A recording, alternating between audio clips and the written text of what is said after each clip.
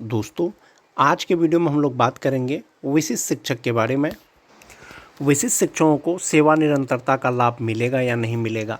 जैसा कि आप सभी जानते हैं, जो स्थानीय निकाय के शिक्षक यानी नियोजित शिक्षक परीक्षा पास करने के बाद राज्यकर्मी बने हैं, विशिष्ट शिक्षक बने हैं, उसमें वरीयता किस प्रकार से होगा, उनका प्रमोशन किस प्रकार से होगा, विशिष्ट शिक्षक को सेवा निरंतरता कब तक मिलेगा, या वेतन संरक्षण के अनुसार जो है उनका वेतन निर्धारण किस प्रकार से होगा। इसी के बारे में आज के वीडियो में हम लोग चर्चा करेंगे। वीडियो शुरू करने से पहले एक रिक्वेस्ट है दोस्तों, जो लोग मेरे चैनल को सब्सक्राइब नहीं किए हैं कृपया चैनल को सब्सक्राइब कर लें। जैसा कि आप देख पा रहे होंगे दोस्तों, बिहार गजट असाधारण अंक बिहार सरकार द्वारा प्रकाशित यानी विशिष्ट शिक्षक नियमावली, जिसके तहत स्थानीय निकाय के शिक्षक राज्यकर्मी बने हैं, विशिष्ट शिक्षक बने हैं, ये 26 दिसंबर 2023 को आया था। सरकार के द्वारा लाया गया था इस नियमावली को। विशिष्ट शिक्षक नियमावली का मेन उद्देश्य क्या था दोस्तों, वो ये था कि भारत के संविधान के अनुच्छेद 309 के परंतु के अधीन प्रदत्त शक्तियों का प्रयोग करते हुए बिहार राज्यपाल स्थानीय निकायों द्वारा नियुक्त शिक्षकों यानी नियोजित शिक्षकों को बिहार राज्य विद्यालय अध्यापकों के समान करने हेतु नियमावली बनाते हैं। यानी जो विशिष्ट शिक्षक नियमावली जो लाया गया था, जो विद्यालय अध्यापक हैं यानी जो बीपीएससी टीचर हैं, उनके समान करने के लिए, उसके जैसा लाभ देने के लिए, उसके जैसा सुविधा देने के लिए ये नियमावली बनाया गया था दोस्तों। और विद्यालय अध्यापक के जैसा लाभ मिलेगा, सुविधा मिलेगा। विशिष्ट शिक्षक नियमावली का पॉइंट नंबर 7, पॉइंट नंबर 8 और पॉइंट नंबर 9 बहुत इंपॉर्टेंट है दोस्तों।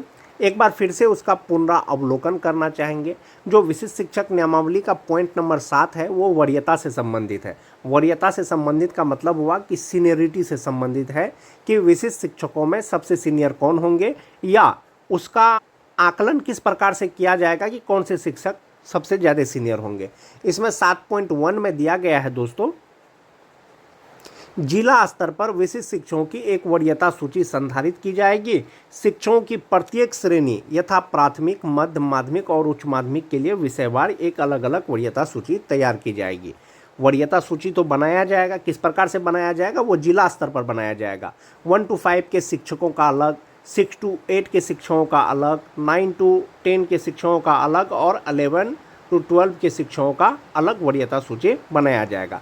और एक चीज़ है दोस्तों, जो सबसे सीनियर होंगे वो 11-12 के होंगे, उसके बाद 9-10 के होंगे, उसके बाद 6 to 8 के होंगे, उसके बाद 1 to 5 के होंगे। यानी 1 to 5 के शिक्षक सबसे जूनियर होंगे।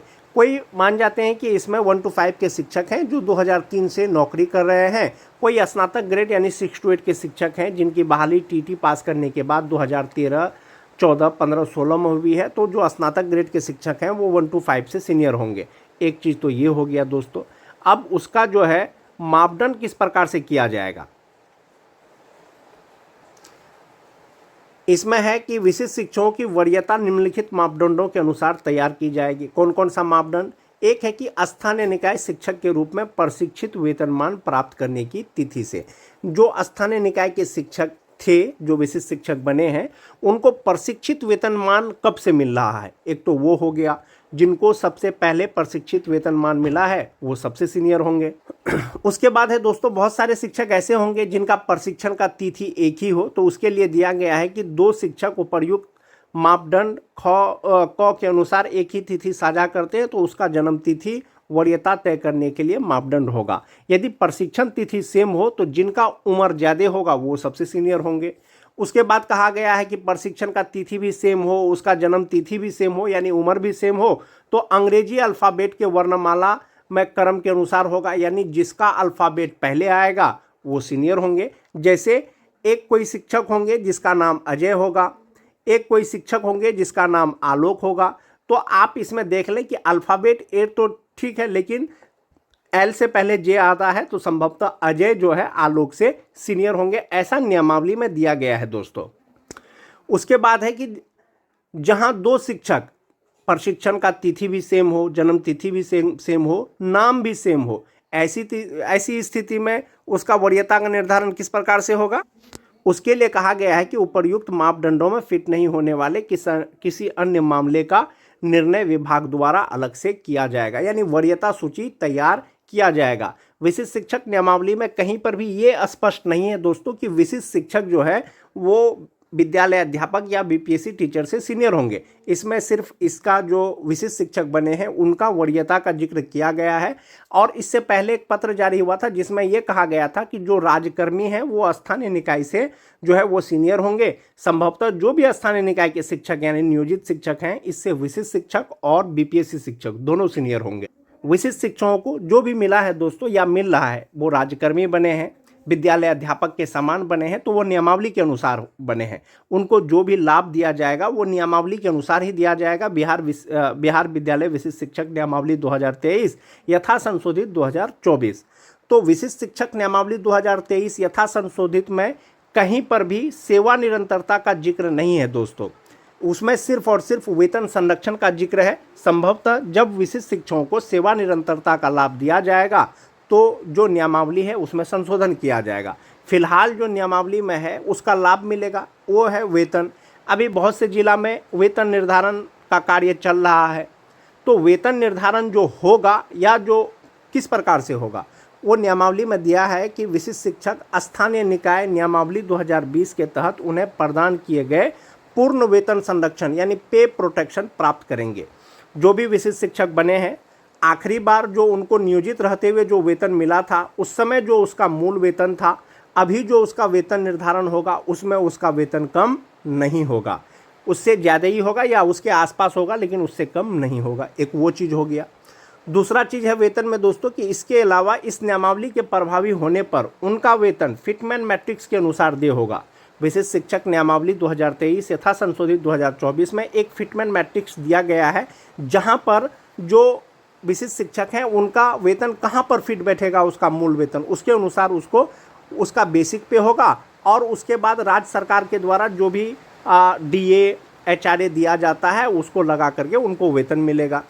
तीसरा चीज़ है दोस्तों फिटमैन मैट्रिक्स अनुलग्न क के अनुसार होगा। फिटमैन मैट्रिक्स इस नियमावली के अनुसार विशिष्ट शिक्षकों की नियुक्ति को इंगित करता है, यानी जो फिटमैन मैट्रिक्स है उसके अनुसार वेतन मिलेगा।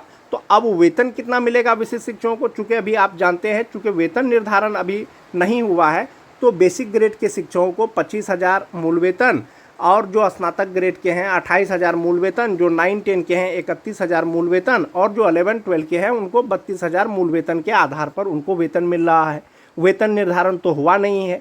जब वेतन निर्धारण होगा तो कितना बेसिक पे के आधार पर होगा, यही फिटमैन मैट्रिक्स टेबल अनुलग्न क है दोस्तों, जिसके अनुसार जो है विशिष्ट शिक्षकों को वेतन मिल रहा है। फिलहाल जो वेतन मिल रहा है वो स्टार्टिंग बेसिक पे के ही आधार पर मिल रहा है।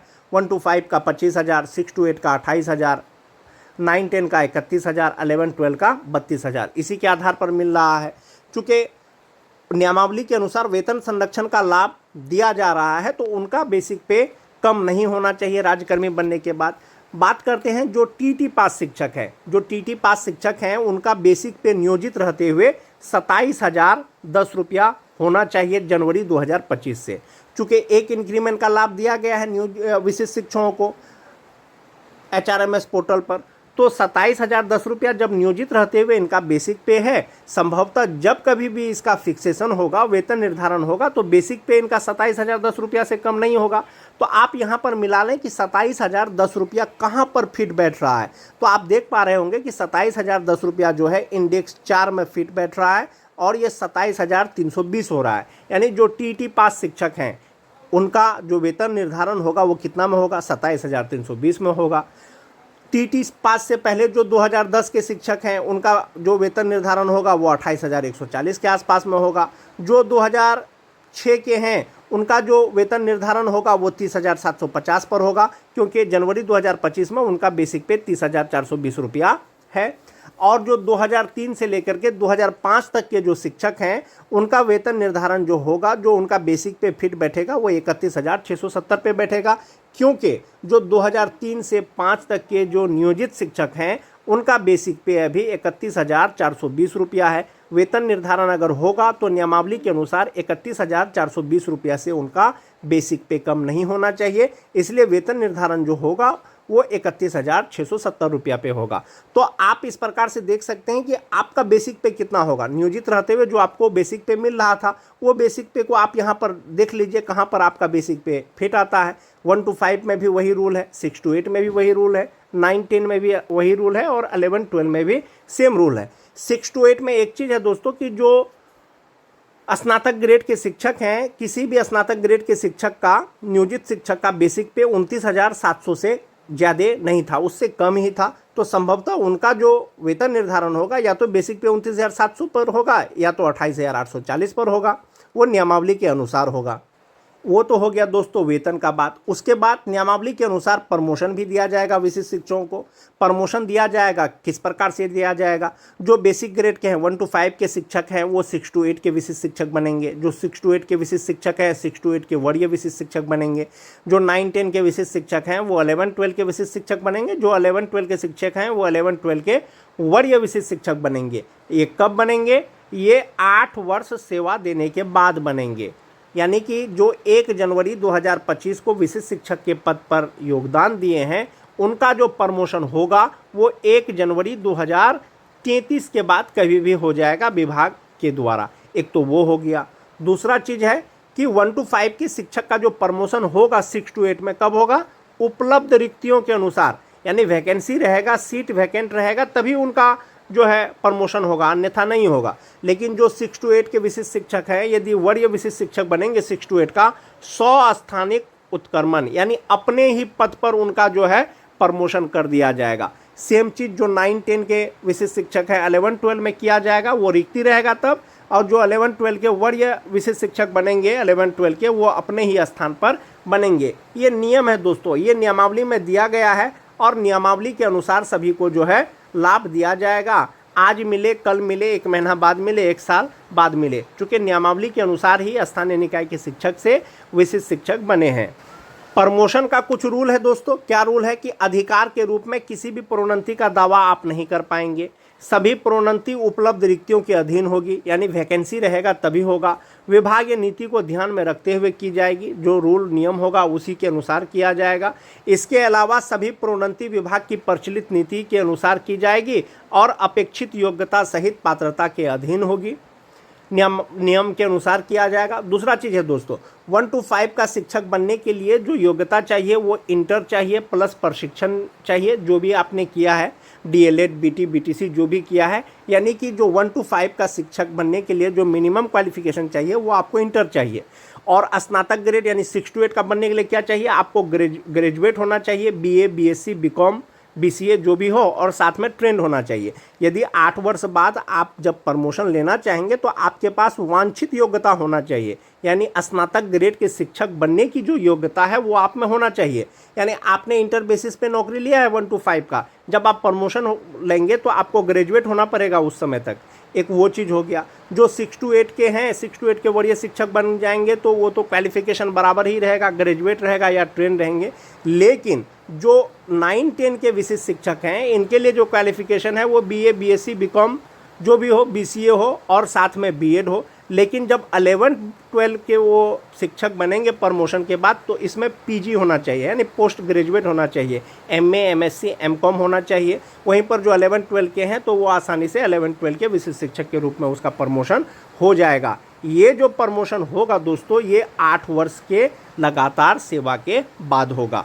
8 वर्ष जिस दिन आपका सेवा का पूर जाएगा वो आप जो है प्रमोशन के योग्य हो जाएंगे। जो सक्षमता 1 वाले हैं वो 1 जनवरी 2033 को योग्य हो जाएंगे। जो सक्षमता 2 वाले हैं 1 मार्च 2033 को योग्य हो जाएंगे। इसमें एक चीज़ और है दोस्तों, वरीयता से संबंधित। जैसे बहुत सारे शिक्षकों के मन में कन्फ्यूजन है कि सबसे सीनियर कौन होंगे, सक्षमता 1 पास करने वाले, सक्षमता 2 पास करने वाले या सक्षमता 3 पास करने वाले विशेष। तो इसमें एक चीज़ कहना चाहूँगा दोस्तों, नियमावली में कहीं पर भी इस तरह से डिफ्रेंशिएट नहीं किया गया है कि सक्षमता 1 वाले सक्षमता 2 से सीनियर होंगे, सक्षमता 2 वाले सक्षमता 3 से सीनियर होंगे, ऐसा क्लियर नहीं किया गया है। आप जब कभी भी राजकर्मी बनेंगे या बन गए हैं, आपका जो वरीयता तय होगा वो आपका प्रशिक्षित वेतनमान की ही तिथि से तय होगा। प्रशिक्षित वेतनमान का तिथि अगर सेम रहेगा तो आपका जन्म तिथि, वो भी सेम रहेगा तो आपका अल्फ़ाबेटिकल नेम। इसके अतिरिक्त अगर कोई मामला आता है तो उस पर विभाग निर्णय लेगा। इसमें सक्षमता 1, सक्षमता 2, सक्षमता 3, सक्षमता 4, 5 से कोई मतलब नहीं है दोस्तों। आप मूलतः आप ये समझें कि आपका जो सीनियरिटी जो बनेगा वो आपके प्रशिक्षित वेतनमान की तिथि से ही बनेगा। नियमावली में कहीं पर भी सेवा निरंतरता का जिक्र नहीं है दोस्तों। जब सेवा निरंतरता मिलेगा तो विभाग के द्वारा आपको इसके बारे में सूचना दी जाएगी या आपको पता चल जाएगा।